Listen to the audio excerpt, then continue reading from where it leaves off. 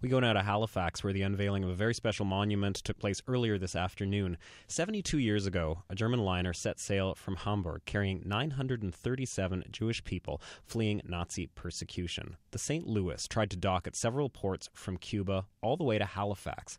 The refugees were turned back everywhere they stopped, and at Halifax, the ship turned back to Europe.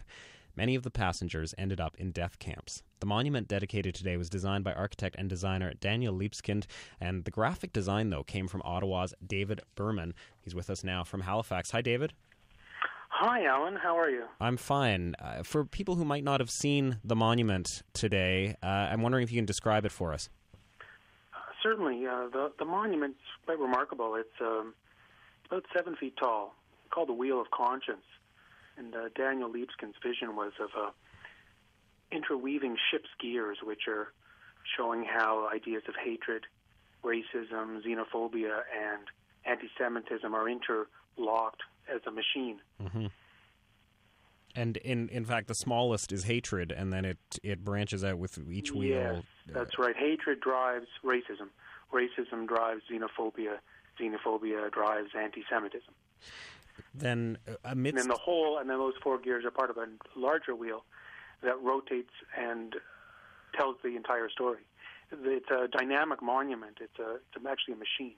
Mm-hmm. And the image of the St. Louis is also present as well. Yes, on the surface of on the front of the monument, there's a picture, and the picture on there is not just of the MS St. Louis, the ship. Its photo was actually taken the very day that these 937 passengers left Hamburg, Germany. It's a picture of the ship leaving Hamburg that day.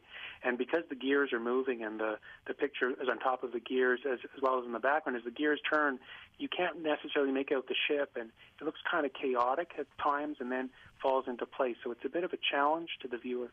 It's also reflective, so you can see yourself as well in the imagery. And very moving. Your contribution, and I think, as you just mentioned there, your own image is also reflected back at you as you're looking at it. It's a reflective surface, and therefore it forces the viewer to think about themselves. Absolutely, and I think every Canadian would benefit from coming to Halifax, to Pier 21, to Canada's Immigration Museum, and experiencing this and seeing themselves. The entire museum's remarkable, but this particular piece that's been inaugurated today is something very special to me and to everyone who worked on it. Your role involved both the photo and the words on the monument, finding the racism, hatred, anti-Semitism, xenophobia, the words. Can you talk to me a little bit about the work that went into that? Certainly. Equally powerful, on the other side of the wheel, we've set the names of all 937 passengers. The entire passenger list is there in etched stainless steel. And that, in fact, was a larger challenge than doing the graphic design that we did on the front of the monument, because, of course, we had to get it right. It's like the Vietnam Memorial and Veterans Memorial, and that you have all the names there for eternity. The font that you chose, though, for the words racism, hatred, xenophobia, and anti-Semitism has considerable significance as well. Indeed it does. I wanted to choose a typeface that was both appropriate in terms of the tone, but also to help fulfill Daniel's artistic vision.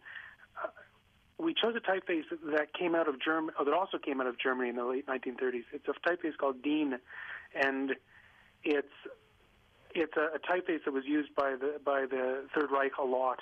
And so it's a typeface that on its own is very effective, but it has deeper connotations because we've all seen this typeface in so many applications. It has a sense of, it's ominous. It's an ominous typeface. And then we color those letters we picked up the red from the Nazi flag, again, to give a sense of the tone of the time and the mechanism of hatred.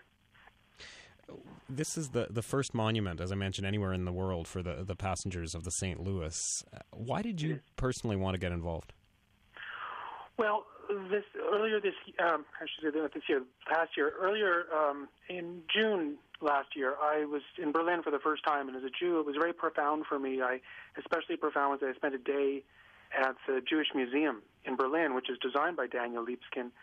And when I got back to Ottawa, I saw an editorial in the Ottawa Citizen, which was about this project, and it explained how he had won this competition that the Canadian Jewish Congress put on. They had 25 entries, and he won the competition to design this. There was a sketch of it, and I thought that I could help. I thought I could help make it great, so I got in touch with him, and he was very excited about us doing the graphic design for the project. So before we knew it, we were working with him and became part of his team. I thought it was interesting listening to the speeches where people were bringing up the idea that this is the Canada of the past. Do you agree with that statement? When you look at that monument today, do you think this is a Canada that no longer exists? It's a continuum, Alan. You know, there were a lot of great things going on back then, and there are a lot of great things going on now, and there are a lot of things that need healing from then, and there's still things that need healing now. And we can never sit back and say, oh, we've solved the problem of hatred, or we've solved the problem of anti-Semitism in particular. You know, we're a country of immigrants. None of us have been here very long, and part of our strength is the diversity of culture and community we have.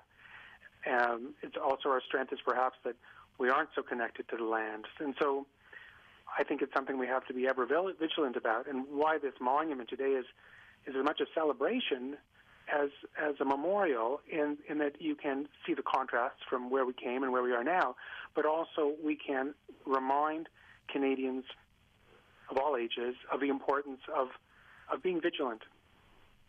David Berman, thanks very much for your time today. Congratulations. Alan, may I add one more thing before you go? Yes. I just wanted to mention it wasn't just me who worked on this in Ottawa. Trevor Johnston, another designer who I work with, I've known for decades since high school. We worked on this together. My mother, the first archivist of the Jewish community, and my dad did the proofreading of the passenger list. It was really a community effort, and all the people on my team, my studio at David Berman Communications, photo research. I just wanted to say it wasn't just me. It was the whole team. No, absolutely. Thank you very much for pointing that out. David, and thanks for your time today. All right. Bye-bye. Bye-bye, Alan. That's David Berman, an Ottawa graphic designer. If you've seen the monument and you want to share your thoughts with us, all in a day at cbc.ca is our email address.